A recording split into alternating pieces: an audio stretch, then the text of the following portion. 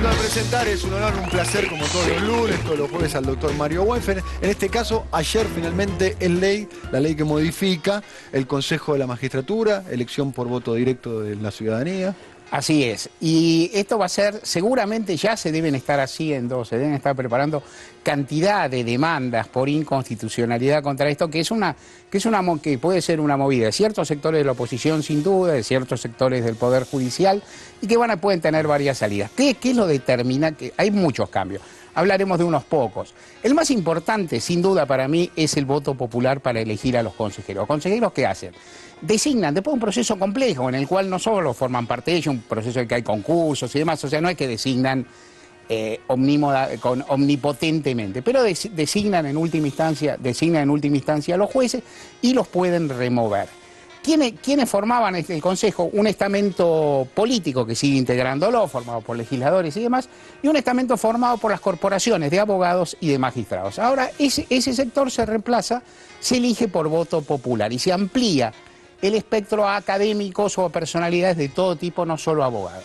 Enorme discusión sobre esto. Mi lectura no es inconstitucional porque la Constitución del 94 no lo prohíbe. Tal vez la Constitución del 94 pensó en otro esquema, pero no está bien planteada, no está bien escrita, no lo dice, y lo que no se prohíbe está permitido. ¿Está bien o está mal politizar? Entonces la pregunta es, ¿está bien o está mal politizar? Y esa es una decisión ideológica, Daniel, vos podés decir está bien o está... A mí me parece que politizar está bien en general. Pero diré otra cosa, sí, esa discusión es un poco abstracta porque siempre está politizado. Digo, las asociaciones de magistrados y de abogados están formadas por personajes, por protagonistas, por abogados todos ellos, que tienen pertenencia política casi siempre. Pero ahí votan los abogados, votan los representantes de los abogados, los jueces de los jueces. Totalmente. La ciudadanía está... Claro, y los abogados que votan, obviamente tienen pertenencias políticas y todos tienen una formación ideológica, y son un núcleo así chiquito.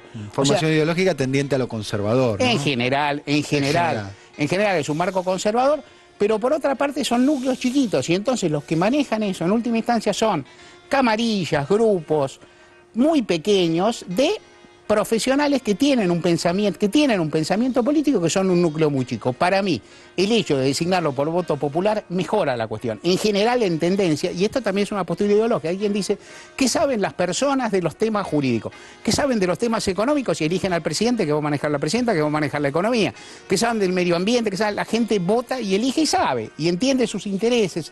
Y aprenderemos en todo caso. Y si no, aprenderá. Y en cualquier caso mejor. ¿Y qué saben los abogados de sus intereses pequeños? Eso saben mucho, las corporaciones saben mucho y son intereses reducidos. Para mí ese aspecto es rescatable, es interesante, no cambia el mundo, pero es un aspecto interesante.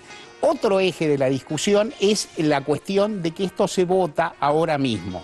O sea, ya la semana que viene la presidenta tiene que convocar a las primarias y se han establecido una serie de cláusulas, en especial una que tiene muchas exigencias, que primero exige que los candidatos a consejeros vayan con los partidos políticos. Segundo, tiene exigencias altas para que las boletas de los partidos políticos puedan llevar una lista de consejeros. Hay críticas de la oposición sobre eso, y yo creo que en esos dos aspectos, o sea, en la votación popular y en la cuestión contingente de cómo se vota esta vez y cuáles son los requisitos, van a estar los dos ejes de los planteos de inconstitucionalidad. ¿Y qué piensa uno? Que tal vez el más fuerte o el más sólido sea la discusión contingente de estas próximas elecciones. Del papel de los partidos. Del papel de los partidos y de las limitaciones que tiene la oposición. El Frente para la Victoria y la UCR son los dos únicos partidos que tienen representación en todos los distritos. Los demás no. Hace falta representación en muchos, no es fácil conseguirlo. Esto también habilita, cuando uno viste, como abogado que es, cuando uno piensa un juicio o desde un lugar o desde arriba, digamos, o mirándolo, es como alguien que mira una partida de ajedrez, un partido de fútbol, uno imagina la táctica de los otros. Entonces uno dice, los partidos pueden impugnar esto, sí, porque los perjudica a ellos en las próximas elecciones y pueden ir a la justicia electoral. El Consejo de la Magistratura puede impugnar y puede ir a otros fueros. Y en forma más difícil, me parece, pero también organizaciones no gubernamentales o grupos, sin duda los colegios profesionales, pueden acudir. Entonces va a haber muchas demandas. Muchos escenarios ahí donde muchas demandas con muchos actores. Y un escenario de una carrera de obstáculos, una carrera de velocidad que van disputando, por un lado, digamos, el oficialismo que quiere que haya elecciones, que quiere que se vote, y por otra oposición que lo quiere trabar. Final de todo esto incierto, sin duda, porque ni siquiera se sabe con qué ley se van a regir por ahí las mismas, porque las cautelares también se cambiaron. ¿Qué va a pedir la oposición? Regirse por el viejo régimen de cautelares, por lo cual seguramente también va a impugnar las cautelares. Una ensalada desde el punto de vista jurídico, pero, digamos, cuando vayamos viendo los casos, por ahí se va a entender y se va a ver un poco más. Segunda cuestión súper interesante, hay una sola cláusula que es diáfanamente inconstitucional del proyecto que terminó proponiendo el Ejecutivo y aprobando el Legislativo, que es que la plata, los recursos para el Poder Judicial lo maneje la Corte. Esto es manifiestamente inconstitucional. La Constitución 94 dice lo contrario. Sin embargo, en el proyecto original no estaba. La Corte lo pidió. La Corte, en la famosa acordada, no me toquen la pelusa. Exactamente, la Corte lo pidió, el Gobierno concedió. O sea, la responsabilidad es absolutamente compartida y, en definitiva, la Corte mantuvo los recursos. ¿Y el Consejo de la Magistratura qué dicen de que le saquen la guita? No dice nada. ¿Por qué?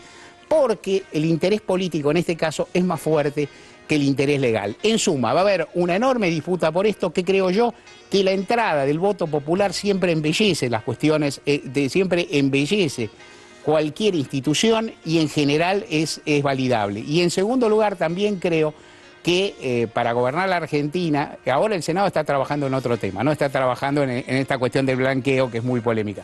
También lo que me parece es que el gobierno también necesita, con cierta urgencia, que se discutan temas que interesen más o impacten en el cotidiano de los argentinos.